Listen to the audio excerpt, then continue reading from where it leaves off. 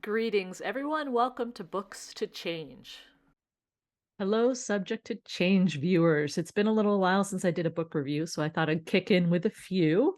The first one is going to be John Green's The Anthropocene Reviewed. And I picked this up on a whim at, at Bank Square Books in downtown Mystic, Connecticut. I highly recommend you go to local bookstores to pick up your books. Um, I was thinking, this is somebody that my son, who's 21, has recommended to me as a really good writer. And I picked it up kind of like, meh, I don't know if I'm going to enjoy this, but wow, I highly recommend you grab this book. What he's done is, he's in a way, and maybe I'm being self-aggrandizing. I don't think so. He thinks a little bit like me and writes down thoughts about things that interest him. And what's really good about this book is there are many, many, many essays on different things. Most are deeply researched, more than I ever do.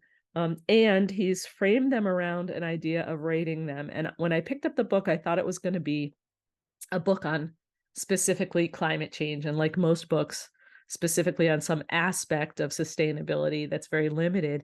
But this is not. He reviews everything from scratch and sniff stickers, to CNN, to well, yeah, he reviews quite a bit, to sunsets. So, and each essay is deeply heartfelt. Some are incredibly vulnerable.